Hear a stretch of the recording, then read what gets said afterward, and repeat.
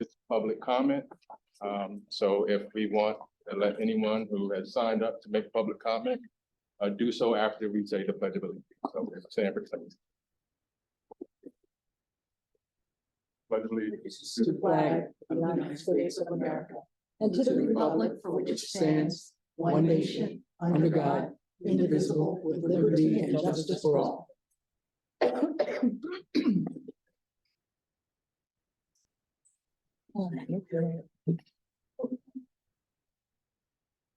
And Mr. Matthews is here in person, so floor is yours.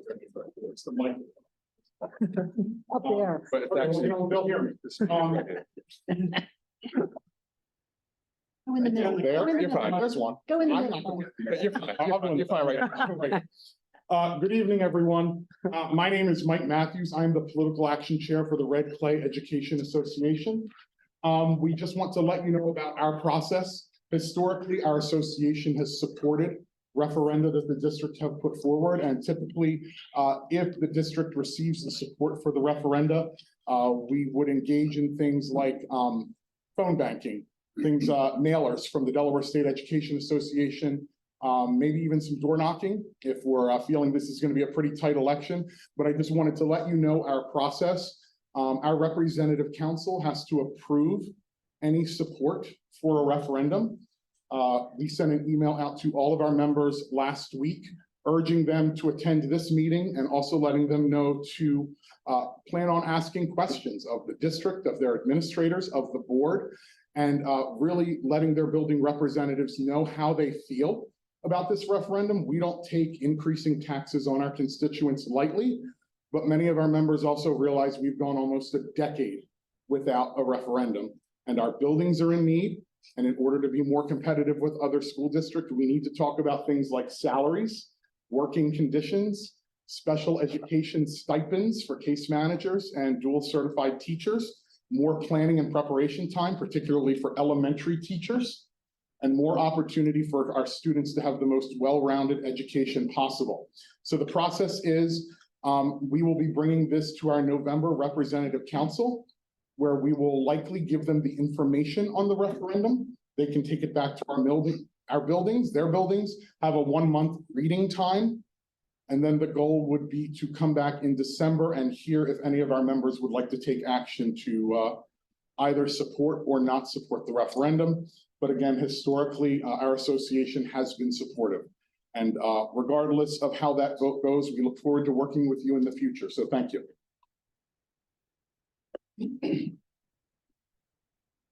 So that concludes public comment. We want to take this opportunity again to engage in the referendum workshop. We have presentation for you this evening from Dr. Hammond, Mr. Michkowski from the Director of Facilities, and Ms. Mobley, our Chief Communications Officer. So at this point, I will turn it over to Dr. Hammond to take the lead from here. After the formal presentation, have opportunities for board members to engage. Tonight we have three main categories we're going to be talking about. We're going to be talking about an overview of our operating funds. I recognize some of our board members have been around for a number of referenda, and some of you have not. So we're going to sort of do a little bit of level setting. And by all means, if you have any questions, feel free to raise your hand or shout out or whatever. Then we're going to move into some discussion about capital improvement needs and our CN. We have some good news about that, and March will be sharing some of that information. And then the last board meeting, Dr. Nesmith asked about what we're going to do to help get the word out about this to the community. So Al was going to talk a little bit about that section, or any questions that the community has, or to any of the board members. So as a starting point, operating funds, that's our current expense tax. That's the motion of the next board meeting that we're going to recommend that the board approve an operating tax increase. And so just as a starting point, why we need to do this, why we're not all doing our other activities tonight, and why we're working on this topic. And that's because in Delaware, a portion of our revenues come from local taxes. And that revenue can only increase by two different ways. One way it can increase is if the assessed value of property in Red Clay goes up. And the second way is if the board approves and then the voters vote to pass a referendum to increase those taxes. So the assessed value of property increases. We'll get a little bit more into this, but you can see here, since FY 18, Red Clay's assessed value has grown up about 0.5% a year. So in essence, our property tax values are flat, which means that without option number 2, which is holding a referendum, the amount of revenue that would come in every year would not change based on the way property tax is felt. As someone mentioned, I think it was a public comment, someone mentioned that Red Clay has not held an operating referendum since 2015. At the time, we had said that it would go 3 to 4 years, and here we are, quite a few years past that. We'll talk a little bit about how that happened. This graph talked about local revenues as well as cost of living. If you look at the red line, represents revenues that have come in from our property tax. You'll see there in 2016, 2016, 2017, 2018. That was when our board got voted on the referendum and our community approved it. It was a 3-year referendum that paid another 3 years. So you'll see during that time, the amount of revenues that were coming in was increasing. But after that point, this red line is our revenue. See, it's relatively flat here over the last, since 2018, once that last referendum was passed. The gray line takes a look at the consumer price index for this region. I don't need to talk a whole lot about that. We've all experienced the price increases that have happened from year to year, some years more than others, but you can all agree prices do go up over time. So what this chart shows is in 2016, our voters voted to improve. It was going to bring in $72 million a year. If that $72 million were to be adjusted for pricing each year, it's not, but if it were to be adjusted, currently that number would be $92.2 million. In other words, if our property tax revenues was somehow tied to a cost of living increase of some sort, there's different metrics that can be used, it would currently be $92 million. However, it's not, it's $84 million. So that really shows, you can see in this curve, there's a point where our revenues were higher than what prices were increasing. And that's because we used that balance to pay in the outer years. It's just an artifact of how schools are funded in Delaware. We go to referendum, we bring in revenues, we build up our balance, and then over time we spend down that balance until we've spent it all, and then it's time to go back out to referendum. Any questions about that chart? Consumer price index, someone could debate whether that's the right metric to use. I'm not saying it's the best metric. There's different ways of looking at it, but any of those metrics show similar increases over the last couple of years. And you can see here, 2021, after the pandemic started to end or come to a close, or however we want to describe it, you can see that increase in costs was much more pronounced than it had been. But even before that, prices do go up over time. Our revenues do not, except when our board votes to hold a referendum. Voters. Now, you mentioned before, or I mentioned that the last time we went to referendum, we talked about 3 to 4 years. And here we are 9 years later. How did that happen? It's not magic. It's not because we had any magic pieces, but it's a number of things. One, we've held our costs, and we have had very limited discretionary budget. But certainly before I was in the seat, I know Jill was not one to increase revenue unless it was absolute, or to increase budgets unless it was absolutely necessary. I asked many times and I heard no, as some of the other people in this room did ask to look at budget growth. She held the line. Other than the things that we had said we would do when we did our referendum, that was during that referendum, we had said that we would continue to have no 100% locally funded positions. In Delaware, that's one of the shortest ways to get into trouble because salary costs go up every year just based on picking up steps and lanes. And so revenues do not go up every year. So most districts refrain from having any 100% locally funded positions, and we've done the same. We implemented the one-to-one technology program. If you recall, last time we held a referendum, that was back in the days we had 3 computers or so in the back of every classroom, and that was it. And part of that referendum was that we went out a one-to-one initiative so that every student in grades 3 through 12 had their own device to use. As they get older, they take it home. The younger kids leave them for a variety of reasons. We also had some very significant themes that we had talked about last referendum, especially in the area of early literacy and literacy in general. We also had school safety. We rolled out our school resource officers in all of our secondary schools and our high schools. We also put school interventionists in each school, so each school has someone to assist with behavior in each of the schools, and that was something we implemented. And then we also expanded our after school athletics and after school activities. We had high school sports prior, we had middle school sports, which is something that not every area benefits from. It's something we had, and we expanded. We also had quite a few after school activities at the elementary level. So those are all things that we had committed to in the referendum and then rolled out. But outside of those initiatives, we have had very limited growth in our discretionary budget here. We've had very limited local salary increases. I think our public commenter mentioned that we're not going to talk about specific salaries tonight. That's not the point of this process. We have collective bargaining agreements. So we need to go through that collective bargaining process. But I can tell you we can follow those salary increases over the last referendum.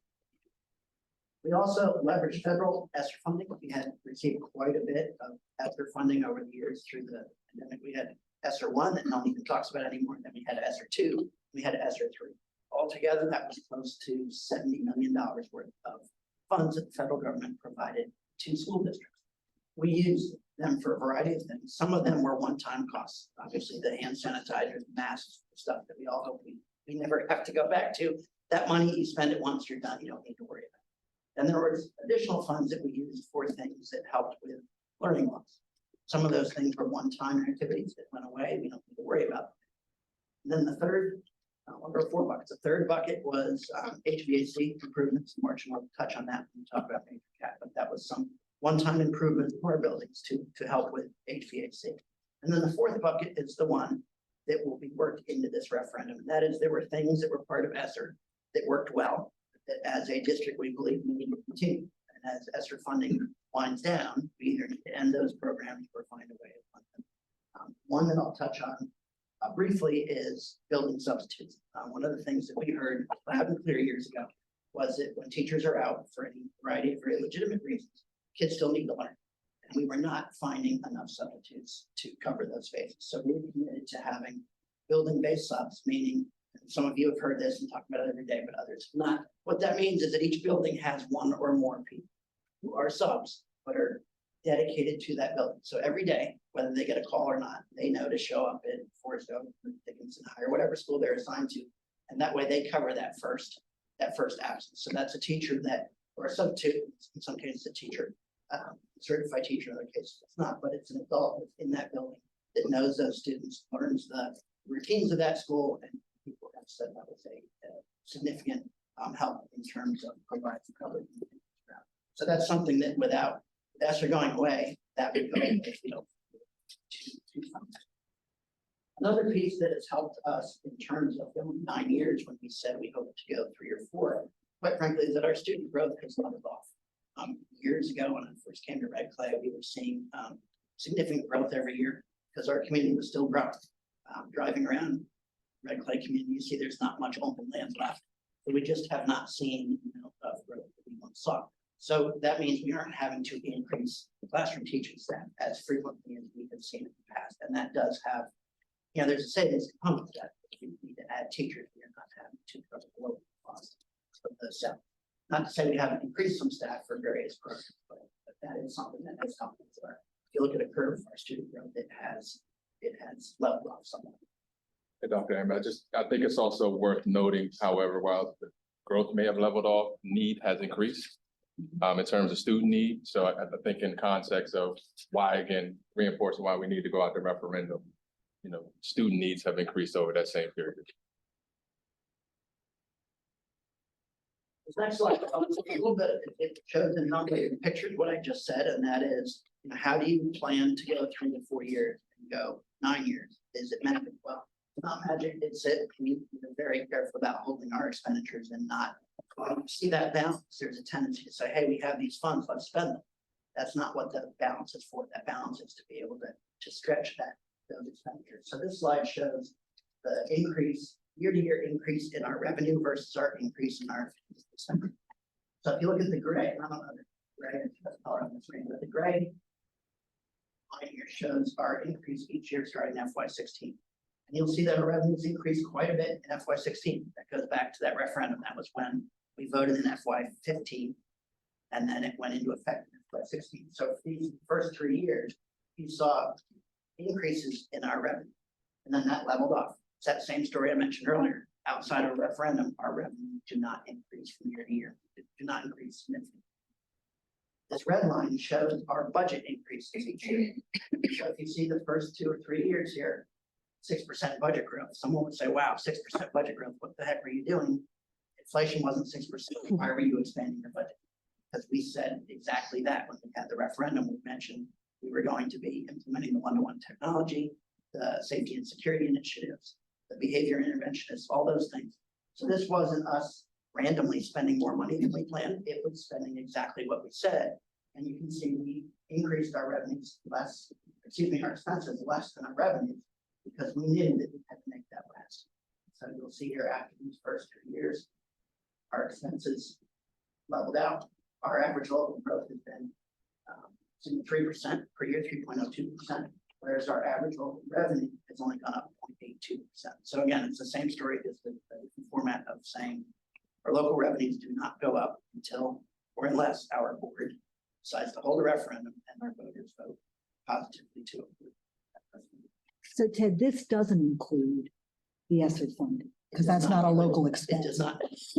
One of the things we were very Local strategic revenue. about doing with ESSER funds is we had it for extra things and not replacing our normal expenses with it and, spending twice as much on our own yearly budget.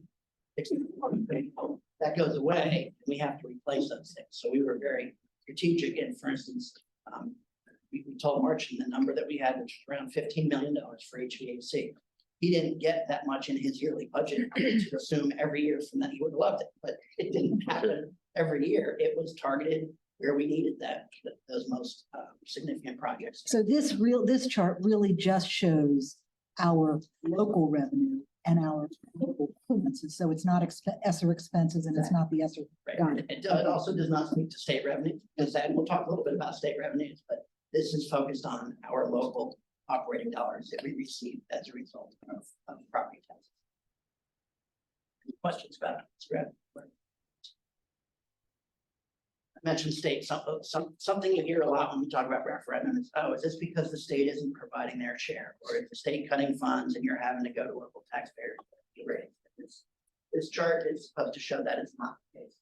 Gray in this case, probably should have been consistent, but in this case, gray is our local revenue and red is our state revenue. So if you see from the graph here, well, again, it's a recurring theme. Local revenues have been relatively flat. 0.82% they've gone up each year on average since FY18. State revenues have gone up more significant, 3.46%. I would say significant, but they have on average increased 3.66%. And that's a result of really 3 main things. One is the state does cover a large percentage of salaries, whether it's for administrators, teachers, custodians, cafeteria workers. The state provides funds for that. So the state provides an increase in those. They also provide state revenue to cover them. They also have increased staff in our buildings. Darrell mentioned some of our needs. Even our students haven't grown, some of our needs have increased. HB 100 and HB 300 are 2 bills that have been passed that provide additional mental health, social work, and counseling in schools. So the state has been, so that's why you see red here, state funds. They have increased at a more reasonable rate. I'll say 3.4%, 3.46% over time, whereas our local revenues have remained relatively flat. So a referendum has, in this case, nothing to do with state funds. I think our state has done all that they can to provide additional funds. A third batch of this last 2 years in the DOT fund, opportunity for the state to provide additional funding. We'll see. So that's why the state funds have increased, but those are for targeted programs that the state is requiring that we implement. So we can't necessarily take state funds and use it to cover a shortfall on the local side. Any questions? So this slide here shows the forecast. I mentioned that the way referenda work in Delaware is that the school district raises funds in year one, creates a balance, and then they spend down that balance until they need to, in essence, replenish that. I mentioned at our last budget presentation at a board meeting, I mentioned that we were deficit spending, meaning that we are spending more than we bring in on a yearly basis. And that's not, that's by design in the state of Delaware. You bring in that money, you spend it down, and then get to a point where you have to make a decision. Which we get into here in the next slide. So our current FY24, we are in good shape. The board will get a final budget in January or February. And we will see that we will end our year about where we predicted we'd end it, and we are fine for this year. And we will head into next year okay. But at the current rate of spending, we will be projecting to have a negative $4.1 million balance at the end of next year. Obviously, we can't have a negative 4.1 balance. We are like the federal government. We can't just Print money. So, you know, this is hypothetical based on our current level of spending. It's not proposing that we don't increase revenue and continue to spend, but it shows that at the end of next year, we would be at negative $4 million. And it compounds from there. The year after that, it'd be negative $15 million. And FY27, it would be negative $29 million. So you can see that that negative number just compounds with that level rate of spending. And we can't spend negative. We cannot spend No. negative. Right. So. So I have a question from the last slide. So Ted, with our local revenue growth at 0.82%, that's solely related, since 2018, that's solely related to assessed value increases? Okay, got it. And Delaware assessed value, and talk about reassessment another time. That's a separate issue, but it will be something throughout the referendum discussion that people will ask about. So we can certainly talk about it, but currently our property values have not been reassessed in many years. So if a house is assessed at, say, $80,000, which is different than market value in Newcastle County, assessed value is not the same value that a house would sell for. That house has been at that same value every year for the last, since the last reassessment. And So the so only way- that just for a point of clarification, so don't go on Zillow and No. think that that's what your house is actually worth as it relates to what it's assessed at in terms of for tax purposes for a local rent. Right, so the only time that money does go up is if property is developed. So as an example, the Chrysler plant, when Chrysler closed, there was a decrease because that property was not worth as much. It wasn't collecting property tax at the same rate. When Amazon developed it, it got reassessed and we did see a bump. And sure enough, as I look at the graphs, you'll see a bump. And you go, gee, I just said it doesn't go up. Why did it go up? And when you trace it back, you can see Amazon was a big property that got reassessed. That doesn't happen every day or even every 5 years or every 10 years. Other than that, it's very small. You know, if someone has a property, they subdivide it into five new parcels. They build a house on each of those five. That's property that gets assessed, and that would drive a slight increase. But as a percentage of 0.84%, that results.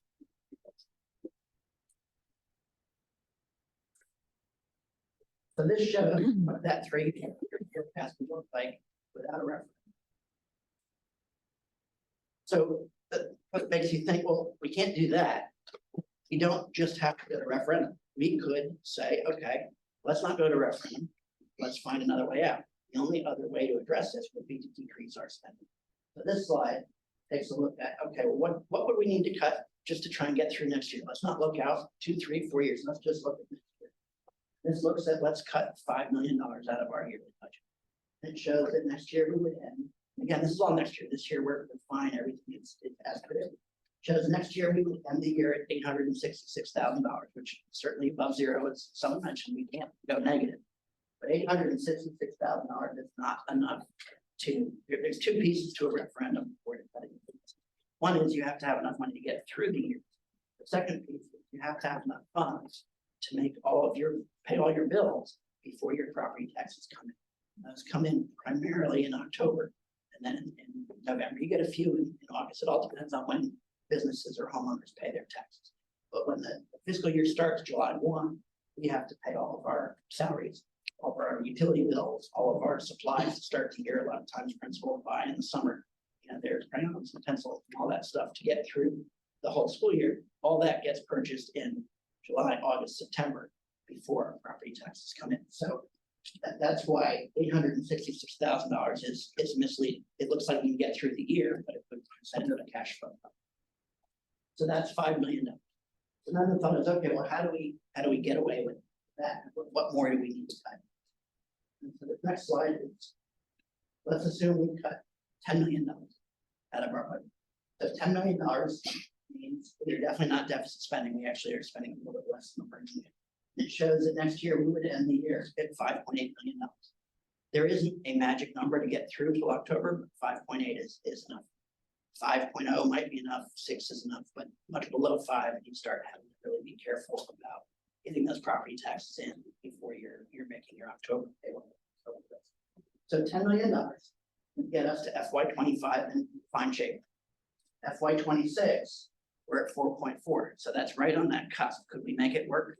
We'd have to, but it would require cuts. The problem is, because of those cuts and that deficit spending compounds over time, FY27, we're right back where we started. So we cut $10 million out of the base budget, which means every year there's $10 million less. So next year we would cut $10 million. The year after we would cut $10 million. The year after that, that same 10 million is gone. And we still don't have enough, which means we're cutting even more. So that 10 million becomes some other number. So as much as, the first thought is, well, rather than raising revenue, why don't we tighten our belt? Why don't we cut our expenses? That's not a long-term solution. Plus, if you go back to the slide, a referendum was predicted 3 to 4 years. We went 9. I think that shows we are extremely careful about those expenditures. So, if we weren't doing it already, we would not have gone from 3 to 4 years to 9 years before we're back working for referendum. But then people say, well, $10 million, you have a $208 million budget, just cut $10 million. Let's move on and not have to worry about it. This slide, and I want to emphasize hypothetical. It's not up to me. I don't set the budget. I provide the information. It would be something the district would work through. And ultimately the board approves the budget in July.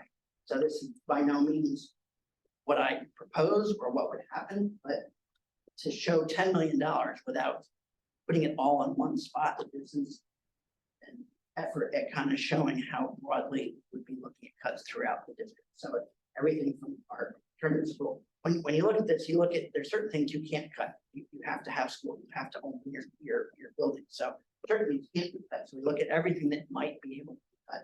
Everything from alternative school, middle school athletics. People remember, I was talking to Mark today, he remembers he was at principal at one point when times were tight and he had to cut middle school sports, which was an important piece of our middle school program. Elementary after school activities, assistant principals, 25 positions. People say, is that just teachers? Is that just administrators? At this point, it's just a ballpark number to show how we would go about getting to $10 million. It doesn't say 25 teachers, doesn't say 25. It's a group of 25. $1.2 million cut in technology, meaning that one-to-one program would get curtailed. And that's something you can't easily ever catch up from because that whole program is predicated on every year 1/20th of your technology is aged and gets replaced. So if you take it away 1 year, the next year you have twice as many years to try, twice the amount. Curriculum materials, library book, performing arts. Again, not to single out or sound like doomsday, but this is the only way to get $10 million is to have fairly significant cuts in multiple different budgets. So again, just a proposed hypothetical way that it would. Dr. Smith, please go ahead. Thank you. How much money do we end up, and you may not know off the top of your head, but just something to think about, money that goes to charter schools for students who do not stay in our school district? Someone taught me once never to pull a number out of the air without being darn sure of that number. But Yeah, no, I figured that, but I want us to be able to highlight that amount as well. Because Well, a lot of our students go to charter school, not a lot, but there are, numbers of students that are pulling away from our money as well. But we need to look at charter along with choice because both charter and choice do have an impact to our budget as well as our student count. So when a student leaves to go to a charter school, in essence, the local funds that we spend per student goes with them. And likewise, we are a net importer of choice students. So if a student chooses to come to Red Clay from another district, the money that that district would spend on that child comes to us. So, Keisha, you're absolutely right. There is some money that goes out with charter kids that leave, and there's money that comes in with choice kids that come. You don't see that in here because that's not something we have the ability to say. We cannot say, and I'm not. Yeah, I understand that. Mm-hmm. That's why, you know, it's not that I cherry pick certain things and didn't put that there because I didn't want to. It's because those choice bills, we start getting reminders in August that we need to pay our choice bill. And so we don't have any choice about paying. Yes, but it'd be interesting to know that amount, and in and out, as we think about our programming in the future. You know, this is one referendum that we must pass. However, there are some other ways that we can ensure that our money is staying with our students. The other piece of that, as we talk more about referendum, I want to presuppose that we're going to approve a referendum in November, but if we were to assume that happens, one of the things that we do every time is we have to work with our charter schools to understand that if a Red Clay student is going to their school, they benefit from this. So if we say this money is going to do a particular program, it doesn't benefit the charter school, but that dollar amount per child goes with the child. So if we increase our spending per child, which is what would happen with a referendum, that money ultimately does go to that charter school. So, you know, parents will sometimes say, well, my child goes to charter or choice. Does this affect them? It does benefit. If they choice out and go to Christina, or they choice out and go to a charter school, those dollars go. But Ted, the point, I thought the really important point there was, we're making money based on choice. We're the net importer. We get more students coming in than we have. For choice, we do have more students coming in than leave.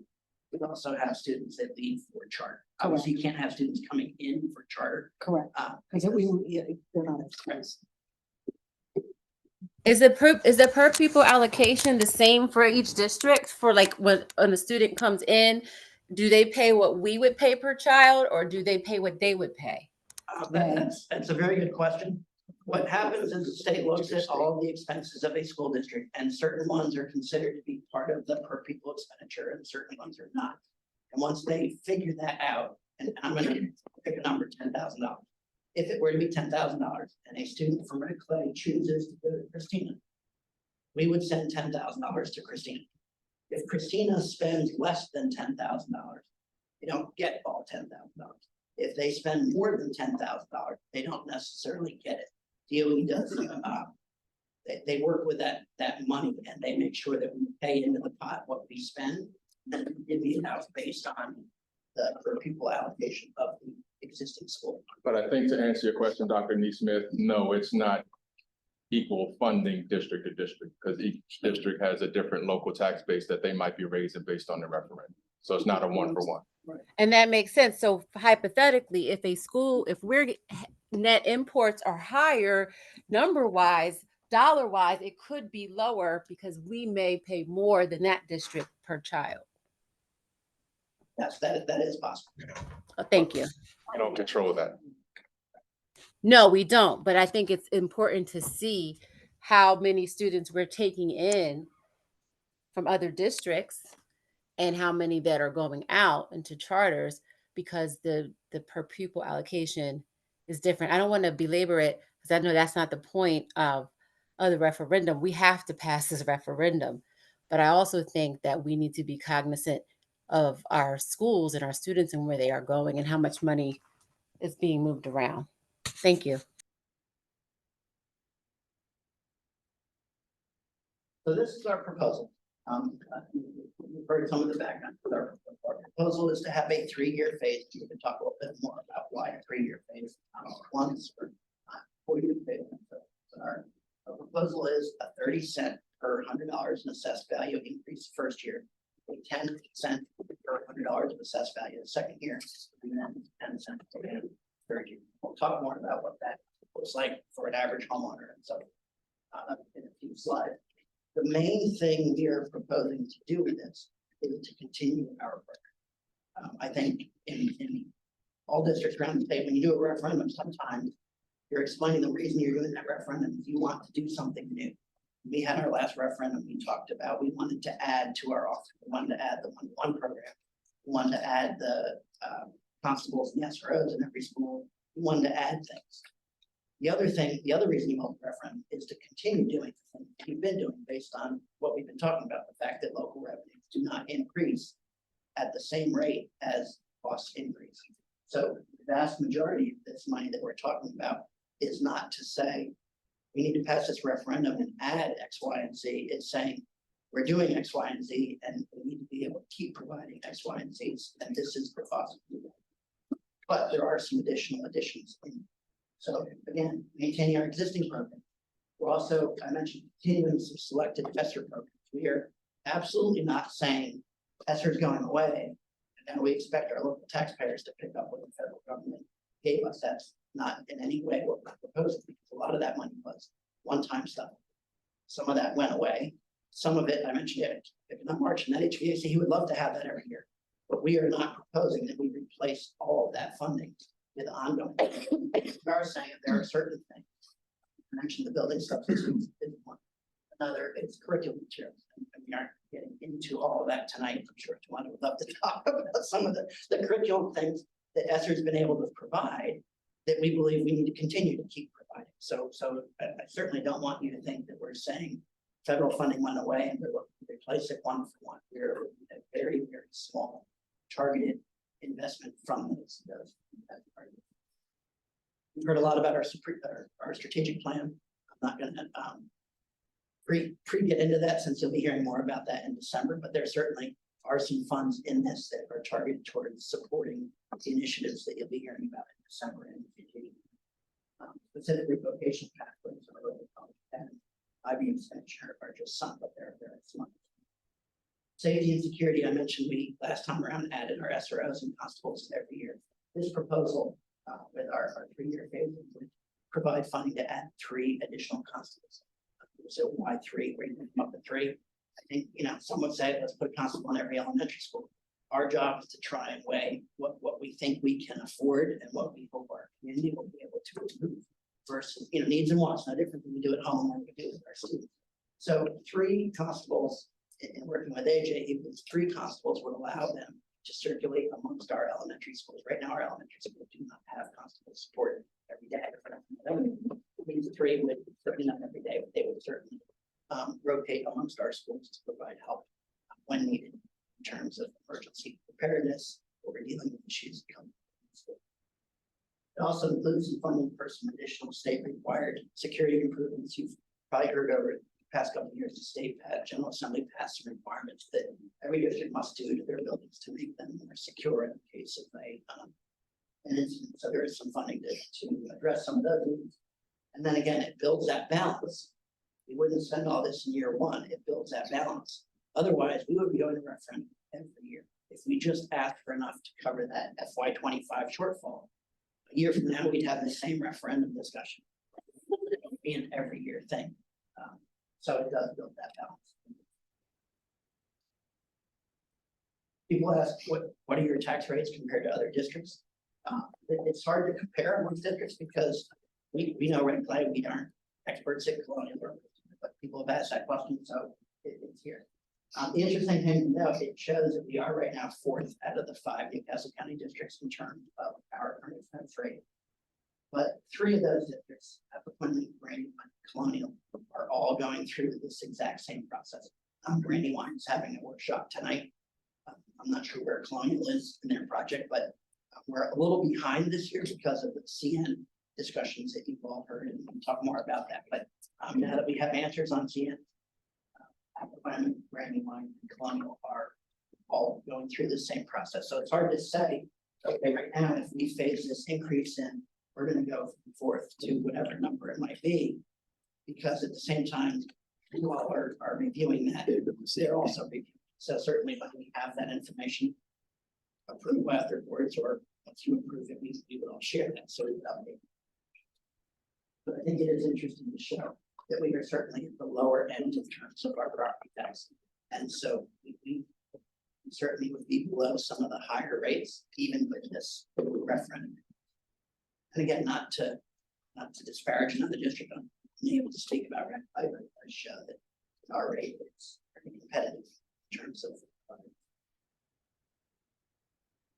Dr. Dan, before you get into some of the details, again, the notion that we've gone almost a decade without one, and then the diversity of our programs relative to what we offer, I think it's something, again, that we will have to definitely communicate with the community, and then the pressure that's on our educators or on our operating expense in terms of employee groups, in terms of the diversity of program relative, not where just the tax rate is, but where our operating expenses are in terms of employee groups in comparison to those other districts. This slide here, not iTech. Like, Why I'm gonna ask. back of the room, but They don't help. people ask, well, They They don't help. Okay. And I'll point out that the one or two numbers we're really looking at here, but this is a model that shows our revenues coming in the next couple of years, both from the state perspective, from local perspective, as well as our experience, based on some common assumptions that all districts make based on the cost of electricity and so forth and so on. And people say, well, how do you decide what number's right? Why is it, 30, 10, and 10, not 35, 5, 30, 15, 50, where do you come up with that? The number we really look at is this bottom number, two sections in the bottom, current year revenues versus expenses, and estimated carry forward. Across the top here, FY 24, the forecast budget, that's the current, we're in fiscal year, FY 24. The board will approve a final budget for FY 24 in January, February, once we've done all of our in-account calculations and everything. Then we have the next 4 years, FY 25, 26, 27, and 28. So if you look down at the bottom of the screen there, this projection, our estimated carry forward balance, $5 million in FY 25. 7 million FY 26. Again, I mentioned we build that balance. We don't spend everything that comes in. We have an expenditure model. Then we build that balance. 7 million goes up to 9 million. Then you'll see in FY 28, we've switched that curve. We're going back towards deficit spending, meaning that we're spending more than we're bringing in. See that balance goes back down to $6.7 million. $6.7 million is a comfortable place to be to make sure we can get into the next year. So based on this 30, 10, 10, it means that we do not plan to talk about referendum again until FY 28. It could be FY 29, it could be FY 30, it could be FY 27, because all this is based on projections, so we don't know for sure. Certainly last time we hoped 3 or 4, we're a couple years later, but I don't want to imply that this referendum likely could continue that many years out, because there's just too many unknowns between now and then. We talked about a pandemic 5 years ago. None of us would have said that would have happened, right?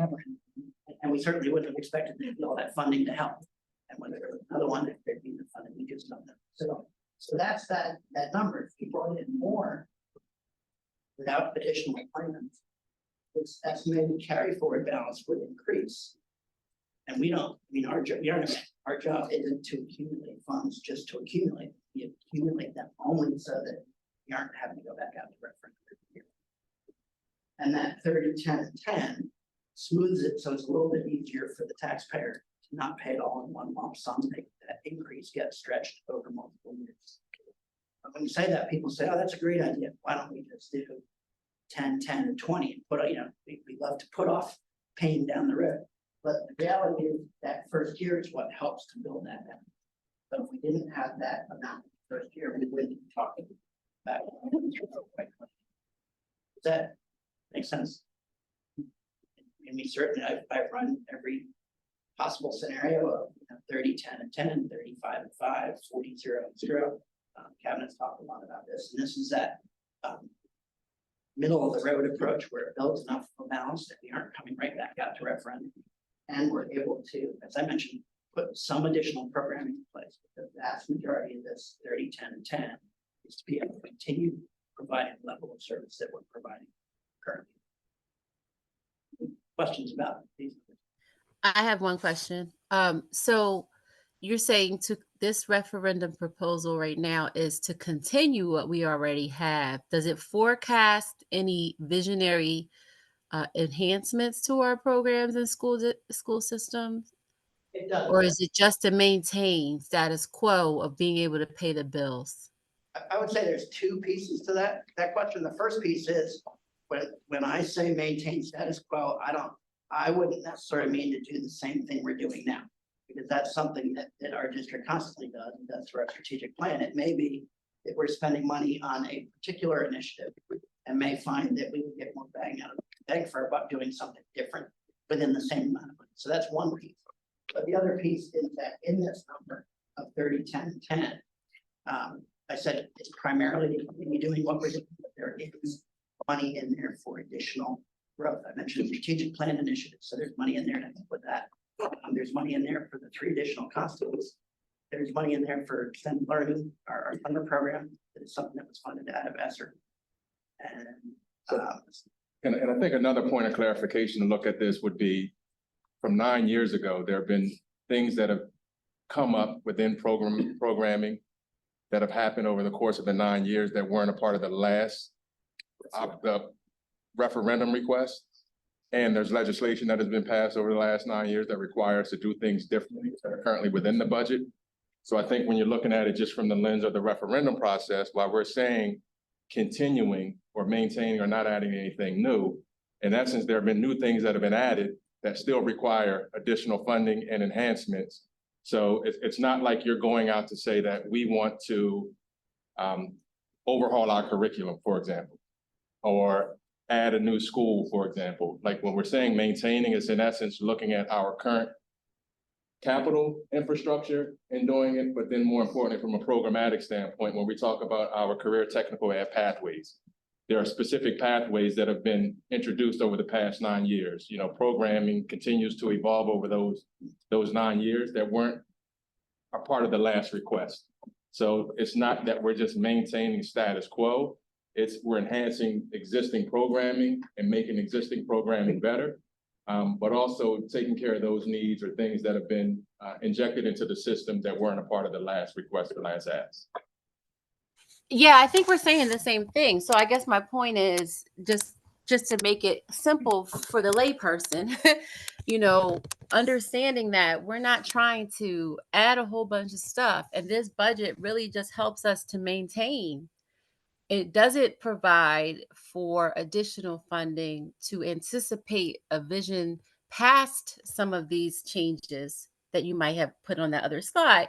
In other words, we're not asking for this excess amount of money to do a whole bunch of new things.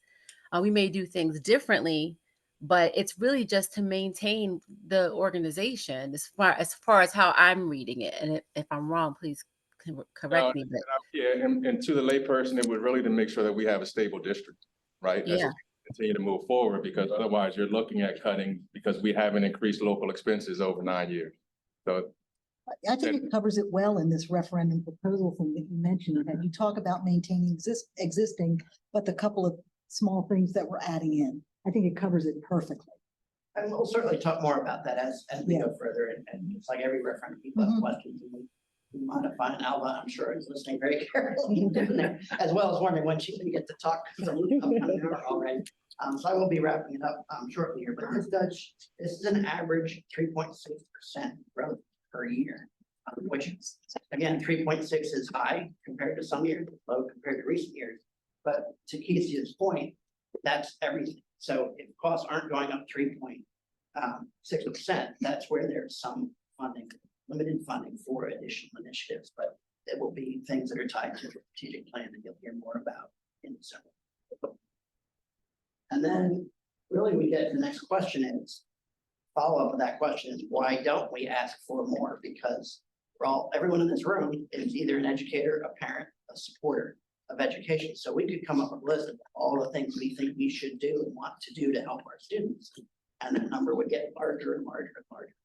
So before we make that request to the board, we look at this piece. And this is where, you know, to say 30, 10, and 10 means a lot to the district budget, but to the average homeowner or property owner, that what does that mean? Why are we not asking? So this shows what that impact is to an average person. When you say average, you know, no one is average, but there is an average. Talk to Newcastle County to tell you that the average home or the average property in Newcastle County in Red Clay's district is assessed at $80,000, $80,700. So then over on this slide, certainly this will be, but if you look over here, currently our operating tax on that average house, average assessed house would be $1,273 a year. This increase that we're proposing, 30%, would be an additional $20 a month. And we do it by year and by month. The reason we do it by month is because most people pay their taxes through escrow if they have a mortgage and pay them every month. Some people say, no, I don't do that. I pay it once a year. So we do show it both ways. Try to be as transparent as possible. It shows the annual change on this average property would be $242 the first year or $20 a month. And then that shows FY 25, the additional increase in FY 26 would be an additional $7 a month. FY 27, an additional $7 a month. And then it's flat. And then we go back to that graph we talked about earlier, where you see the increase and then it levels out. Then people say, well, I don't have an average house. I have a very large house or a very small house. You just pick two random numbers here. The house is assessed at $60,000, so that's a house that is assessed lower than the average. You have figured for a house that's assessed over the average. And again, this is not market value. This is not saying a house is selling for $100,000. It's saying a house that the county has assessed at $100,000. And certainly, if the board approves the referendum, we'll put on our website, as we have in other years, a calculator so that people can look up their exact property and figure out the exact impact to them. But obviously, we have to start somewhere in terms of so this number is why, to Keithia's point, how much are we adding? What are we adding? We have to hold, or we believe we need to hold the line on how much we're asking for in order to make sure that the impact to our taxpayers is as charge. So with that, I am done with the slides about the current expense. And how he's going to go through all his stuff in about 3 minutes. And we also have time for questions again. So if anyone wants to ask questions now, we can do that, or at the end, we can do that. Thanks, Ted. I think 6:52. Alba, I got you. I'm ready. Yeah, I mean, And this isn't anything that we want to rush through. Obviously, we scheduled an hour time. We'll take our time and due diligence to go through so that we're transparent about why we have this request and why we have this need. And then more importantly, from a capital standpoint, which you did with every day, sir. And the fact that we have limited resources, we've done more with less, and why this is a critical need. So. Thank you. So this slide obviously tells you some of the facts, and it's some things that we already all know. Obviously, the pictures are buildings. So the pictures that you'll see over this next couple slides are pictures that we've taken from our property, from our buildings. Bottom corner is McCain's pool. Top right unit is an area unit at a high school. Water fountains, multiple water fountains. I believe that one's a tickets.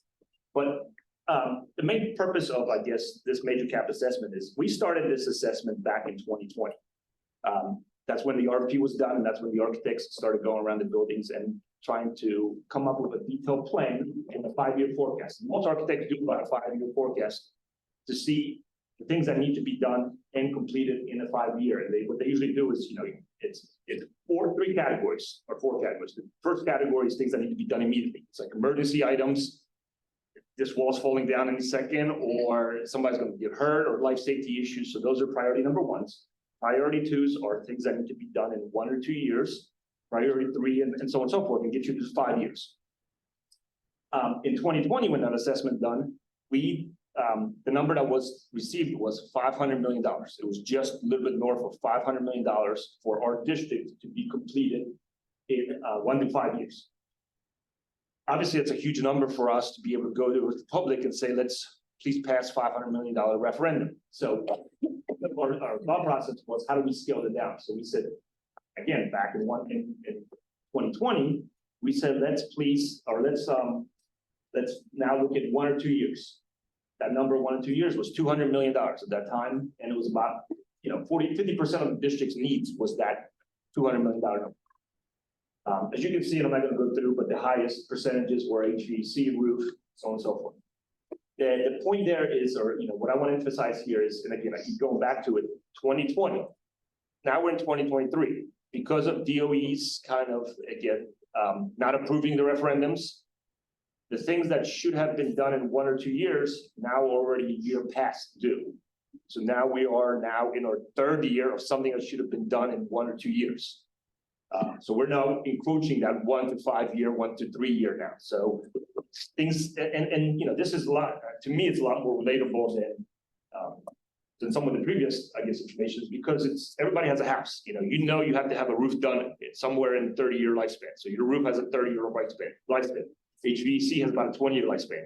Yes, you could probably pull some of that stuff to be a little bit longer, and some people wait till it fails, but you know, kind of, if it fails, roof fails, nobody wants to wait for a roof to fail, because all of a sudden now you got additional damage and you could be fixing mold, drywall, and so on and so forth. So you kind of proactively try and address those issues. And that's kind of where we are here. So that $200 million is the number that started in 2021 after the assessment. Because of, again, escalation and inflation, the following referendum, we added $5 million in additional work, just as needs, security related, things like that. But the $200 million then became $265 million. So it was all escalations minus $5 million of additional security, preventive items for security. Now we're at 289. Most of you have seen the 289 number. That's the number that we as a district went to DOE and requested. DOE came back. There was 3 schools or 3 small little projects, but 3 little projects. They cut out Moat Annex, Cook Elementary School, Brandywine Springs Annex, and Telegraph Road, early years program, because it is not local. Pre-K is not founded by state dollars at this time. And they tell us at this time, so they cut that out. So now we're to 289 million number is now 278. Again, still that 1 or 2 years. This pie obviously gives you kind of an idea of where the money's going to go. 44% HVAC. Unfortunately, it's not the cutesy stuff. It's not the stuff that everybody's going to see when all said and done. I remember 2 referendums ago, which was 2002, when the district passed, was about $195 million referendum. When we were done the referendum, everybody was like, "What'd you do? What'd you do?" Because it was all the behind the scenes, behind the walls kind of items, just like in your house, the HVAC work, you know, the plumbing work. As people come into your house, go, "Great, you spent a bunch of stuff. What'd you do?"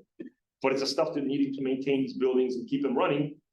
A lot of our HVAC, majority of our HVAC work is from the original referendum, and if not older, from 2002 timeframe, 2002 referendum.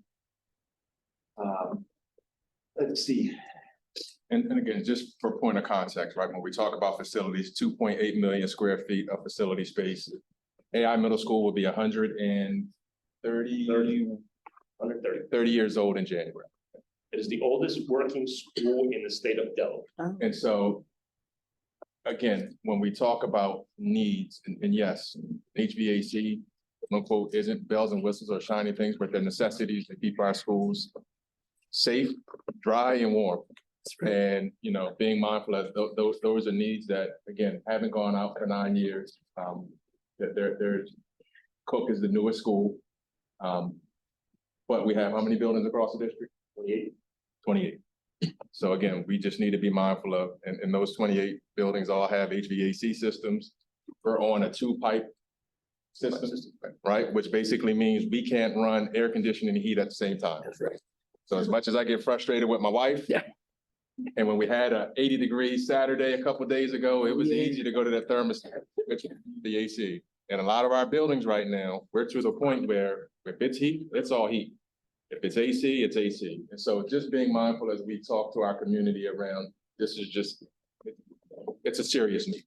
And the last capital one was 2012. Correct. Yeah, so that's 11 years, over 11 years ago. Yeah. We were 1 year before the operating one. Correct. Correct. That was No. $126 million. 3 years, it was 2012 versus 2015. Yeah. And so that was 126 and 26,000 or 26 million was Cook. The board at that time wanted to stay under $100 million, so we were like 99. But then obviously when you added Cook, we went right back over $100 million. Oh, that's amazing. It is. And then, you know, and a lot of people go, well, obviously I get minor cap funding from the state of Delaware every year. That minor cap funding is $2.4 million. It fluctuates plus or minus. Usually it's minus than plus, but 2.4 is the high. It's been as low as 1.8. let's go average $2 million over the 10 years, $20 million, and I had $500 million in needs. Yes, we were fortunate enough to have the ESSER funding, which was about $15 million. So $15 million plus $20 million. All right, now we're at 35, $500 million. Still keep going back to that $500 million number. And all of those items that were completed by ESSER and the items that are completed through minor cap have been subtracted from this already. So yes, we've been very fortunate to be able to try and not bandage, not duct tape the boilers, the chillers because of ESSER. Yes, we're very fortunate, thankful for that ability to be able to fix. Last summer, we did 9 schools and boilers, 8 schools and chillers. That was $15 million. I mean, a couple air handling units, a couple other things, but it's expensive, it's very expensive. We did 3 roofs as well as that work. What made that, or the benefit of those 3 roofs now is some of you have already heard. We're also doing the ESCO 2 program. Well, because we were able to renovate those 3 roofs, now we can put solar panels on those 3 roofs. But before we weren't going to be able to do that. And ESCO is another amount, $13 million being subtracted from this. So we as a district are trying to find any and every avenue to try and be able to lessen the burden on the taxpayer, whether it's ESCO, whether it's, again, minor cap funding, and any way we can lessen the burden, but it adds up. I mean, it's not going to go away. Yeah. So this is very similar slide that you saw when Ted spoke about the $80,000 assessed back in residential. This is obviously just for the major cap impact. The first year, the reason it's negative because we are paying off our last round of bond from the last major cap, the cap you brought up. So we're paying that one off. So therefore, because that amount is coming off the books and the new one's coming on, it still ends up being a negative. Did I get it right? Woo, yes. CFO, here I come. My birthday should be shorter. But then after the following year, again, the amounts for major cap substantially less, but $44, and I go annually because I pay my taxes annually. I don't let the bank make money on my money. But $44, $30, and $37 that's what would progress from major cap standpoint for the $289 million. And the $289 million will actually, when all said and done, will turn into, I believe, $330 million in change because of escalations. Frustrated, and it is what it is. DOE only allows 3% escalation, and they do not compound it. For whatever reason, it's not compounded. So 5 years from now, if I get funding, it's still 3%. Silly as silly gets. They don't even have a reason for it. They can't explain to me why, but it's 3% 5 years from now instead of 15% as it should be, or whatever it is. There's at the bottom, again, it's just the dollar figures for FY25 through FY28, the increase. And then obviously afterwards it would decrease. So I went as quick as I could. Any questions? So Martin, just to be real clear, to make sure I understand, so just take the $80,000 property, Yes, ma'am. the average one. What this means if we get, I take it we got the CN. We did. Oh, so. Yeah. So the state I takes, guess we forgot the The only reason I'm here. Otherwise, we stay. Yes. yeah, and so the state will pay their, what, 70% of whatever it is, and what? 60. 60%. 60-40, and again, So our 40 is the 289 or the 287 or whatever. So no, The 40% of that Is would be ours, our portion. is our portion. Total is the 287, the Okay. 278, total value of all of the work combined. 60% of that it's covered by the is state. covered by the state portion. That's what they committed to by issuing the CNs. They committed to be able to fund that amount over the next 4 years. Okay, We as a district have to come up through this referendum at 40%. so the 40% ends up being on the $80,000 house in fiscal year 26, Yes. $363 additional dollars Yes. per month, Wait, right? oh, no, No. $37. Three So point six. 44, 30, and 37. Right, there's Well, your that's change. the annual. I was talking about monthly. Yeah, so. Yeah. Monthly You should be said $3.63. That's what Oh, yeah. You said 360. Yeah. Oh, $3.63. We were like, what? Sorry, $3.63 Yes. per month. And just know that these are 20-year bonds too, that from the capital. So the capital doesn't look at the local. So there's a lot of nuances between that I think if this when you look at operating versus capital, because they're issued over 20-year bond. Right. So you pay that debt down. And see, again, what's also fortunate for us to give a good referendum at this point is because we are coming off of the bonds from the last major cap. So rather than having two different bonds compounded together, unlike the state, but compounded together for residents, one's coming off the books, another one's coming on. That's why it's kind of staying low versus a higher number. So it's a good time to go. The more you wait, it becomes one of those, the taxpayer sees a decrease, all of a sudden an increase versus just almost staying kind of steady. That is the Well, steady. and again, then we're forced to defer maintenance. Right. Well, And those issues continue to compound. Correct. Okay. Thanks. So, I had a quick question talking about property owners. So a question came in, from Representative Mike Smith. He wants to know, for folks, how these projections impact us and how they align with property reassessments that are happening in Castle County. The reassessment work. Mm. I'll answer that and then Alva will get to her section on sharing the information, because certainly reassessment is a piece of that we share. So rather than put this, let me just explain. The thing about reassessment is that the amount of revenue we get, which is approximately, I'm gonna say $85 million, so it's nice round number.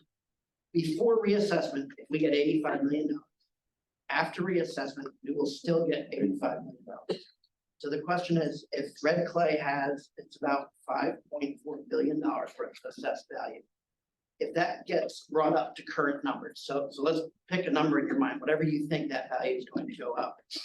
As a board, you will need to cut the rate so that the revenue we get is the same. So reassessment is not a way for, like, we can't avoid a referendum, hope for reassessment, and then get a windfall of money, because reassessment, let's go back to a single house. Let's say we have it right up here. Let's say It is. it's the operating piece of it, because we have the operating and the major cap. But let's just look at operating. This average house is assessed at $80,000. We pay an additional, here's what that shows. We're gonna receive, pick a year, in FY 28, we will be receiving $1,676 from that house. If that assessed value doubles, let's just say it doubles to 160, we would have to do the math to decrease the rate to make sure that we don't Overtax. overtax. Is that, did I? The reassessment is just shuffling the cards among the taxpayers. Correct. At the district level, yes. So Right. we have that $85 million, and every year we in July, the reason we have to hold the board meeting early in July, so you can set the tax rate. We have to recommend that tax rate based on, that rate is based on the assessed value. So when the county says, we believe the assessed value of all Red Clay next year is going to be, instead of 5 billion, let's just say it's 10 billion. Then we would have to do the math to decrease the rate per $100 of assessed value, so that the revenue is the same. There is something in the law that says the board has the ability to add an extra amount there. 10%. That would be something we would have to evaluate and decide on. But my intent is that we would just take that assessed value and figure out what that new rate needs to be to make sure that we aren't getting more than we received before, because that's not the point of Reassessment. reassessment. Right. So is that answer your question? Yep. I do have a slide that tries to show that a little bit more clearly. I can put it in this deck and add it to. That would be great. That would be great. Reassessment, one of the reasons to go to referendum now, in addition to the fact that we need to without significant cuts, is that people are going to get very confused about, all of us are going to get very confused about reassessment, because it's not something that happens every year. If it did, we wouldn't give it another thought. So we need to make sure that people aren't confused too, because reassessment, there's lots of reasons to do reassessment. It is not one that will give us additional revenue. Yeah, and that's exactly what he also says, thank you, by the way, and he just wanted to make sure that folks understood that it's not some schools getting more money than other schools. Right now, I don't do that. We look at it based on the total amount coming in. And if they tell us there's more property value, we lower the rate, so that the same amount of money comes in. Thank you. So with that, Alva, I know you've been waiting patiently. Oh, no, great, good information. Here, go back one for me. Oh, well, you're good there, sorry. All right, so informing the community, creating an impressive communications plan for our referendum is crucial for informing, engaging, and building trust with our community, which in turn can lead to better informed voters and increased participation. You all would agree. Tailoring the messaging for each audience is important because it recognizes and addresses the unique needs, concerns, and perspectives of voter groups. Messaging, of course, will cross over because we have broader messages. But what I mean by tailoring is that we have to make it meaningful to specific groups. So some of the messaging will be tailored for, say, elderly people, people who don't have students who attend schools, retired teachers, people in safety and security. So we're going to work as a team. You see on the list we have here, this is just a snapshot. We have a much broader list, a comprehensive list that includes local churches in our school communities that we're going to ask to help, with messaging the community, fraternal organizations, nonprofits like United Way, people who we have as partners who are willing to share our information, that we've been good partners with them over the years.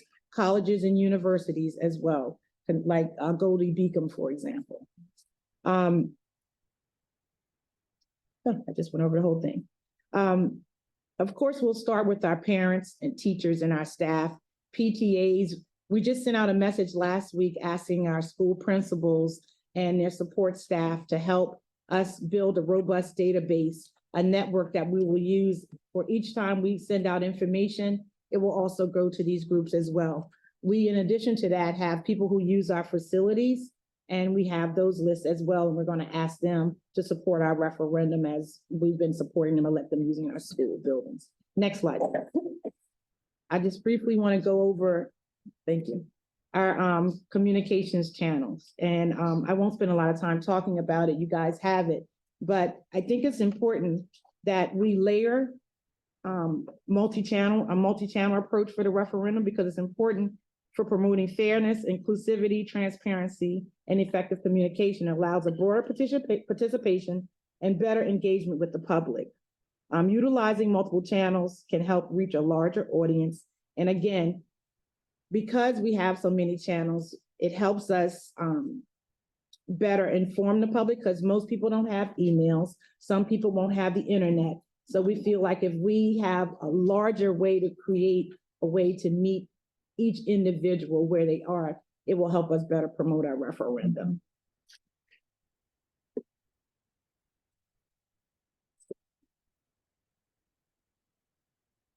Compelling messaging is powerful strategy because it not only informs, but also engages, motivates, and inspires the community. It helps build support, addresses concerns, and communicates the purpose and importance of the referendum in a way that resonates with the public, ultimately contributing to a more informed and fair decision-making process. There's an example here I use because, of course, we have parents in our school community, but there will be messaging tailored, for example, why should I vote for the referendum if I do not have children in Red Clay schools? Yeah. One answer would be quality schools benefit everyone. They increase property values and help keep communities safe. It also attracts new business, which brings income to the community. So we want people to understand that even though you may not have a student in our school district, maybe your neighbor's a teacher. You want to support your teacher because you want her to keep her position in the Red Clay Consolidated School District. Or maybe you have a grandchild that participates in our sports or receive resources and support from Red Clay. That's another reason to go out. We'll also include information for elderly people to receive on how you can receive tax breaks. So all of that information will be sent out based on who the audience is and the information they ask. We'll include frequently asked questions and information on how to not vote early. Ted told me I don't think you can do that anymore, but to do absentee ballots and things like that. Also, taxes collected or applied to students in all public schools, including students who attend charter schools. We touched on that earlier. If you have a child that lives in Red Clay Consolidated School District but attends a charter or choice school outside of the district, tax dollars will still follow that student. So we will also contact charter schools so that they can support our referendums, because if we have a child in your school, that dollar will follow that student. Supporting Red Clay will still benefit them as well. Next slide, Ted. When deciding on our referendum statement, it should be clear, engaging, confident, and tailored specific to the referendum, ensuring that we leave a positive and memorable impression that prompts further discussion or interest. Here is a sample that we will refine over the next week. At Red Clay Consolidated School District, our unwavering commitment is to seek and implement solutions that prioritize the well-being of our students, staff, and community. The forthcoming capital and operating referendum represent a pivotal opportunity to drive positive change. It will not only facilitate significant building renovations and create innovative learning environments, but also sustain essential day-to-day operations, including vital resources for students, high-quality instructional materials, as well as recruitment and support of dedicated teaching and staff positions, ensuring the continued success and growth of our educational community. Now, that's a great statement, but it's a long statement. So we're going to work over the next week, the superintendent and you guys, to figure out how we can whittle that down to still inform, still be compelling, still be meaningful, but it needs to be less words so that it's easy to remember. And I think for us, again, a tagline really would be, Red Clay is the place where you want to live, Yes. Right. learn, and work, right? Because again, you're homeowners, you want to live in Red Clay. Because again, as you talk about real estate agents, what do? They look at your schools. Yes, They promote the schools. So Red Clay is the place to live. It's the best place for our children to learn.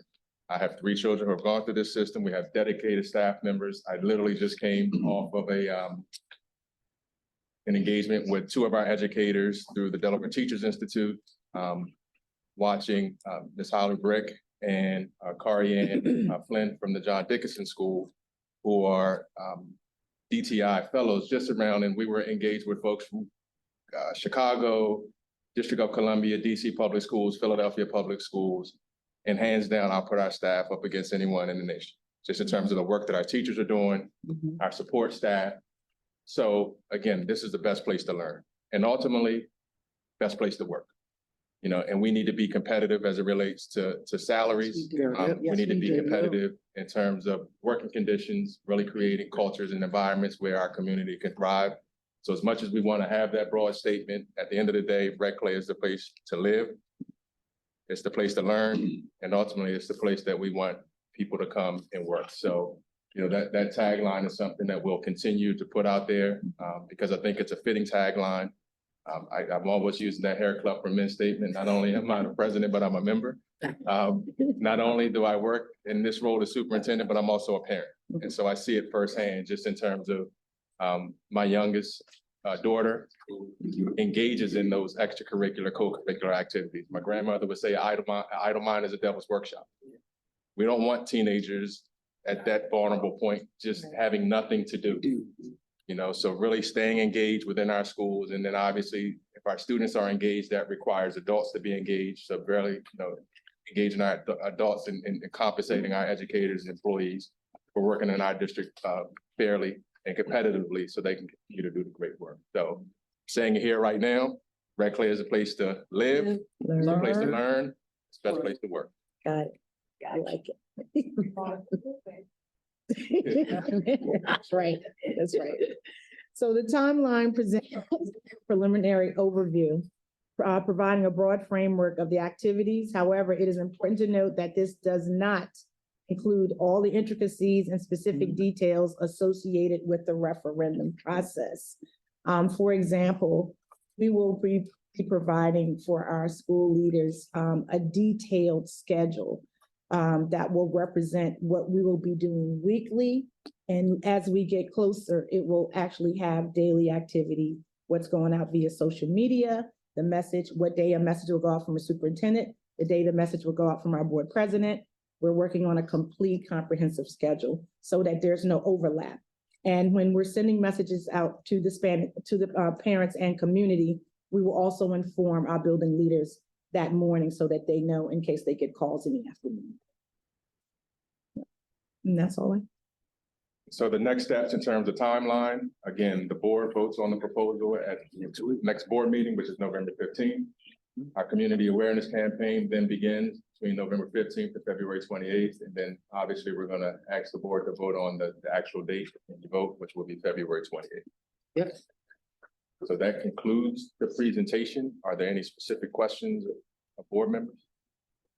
And obviously, if you need to digest and as constituents may reach out to you based on this presentation, feel free to obviously contact my office, Dr. Ammon or Ms. Mobley, if you have any specific questions relative to those general areas, or Archon as well, just relative to their facilities questions that folks may need some clarity about.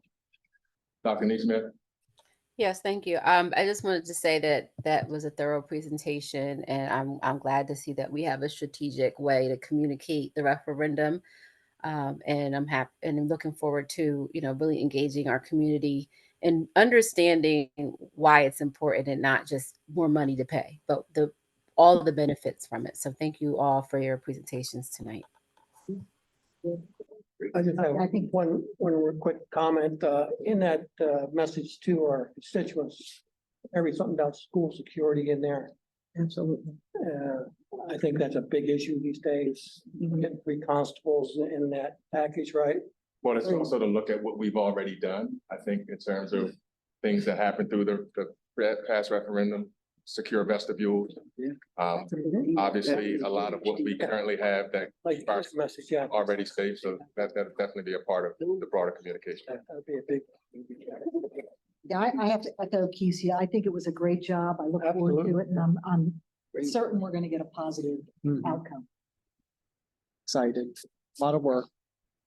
All right, well, if that concludes our workshop, thank you all, members of the public. I have Councilmember Toole here from Newcastle County, County Council. Thank you for joining us. And again, public commenters, we look forward to working with our respective employee groups, families and community members, community partners. Again, to ensure that Red Clay continues to be that remarkable place where people live, learn, and work.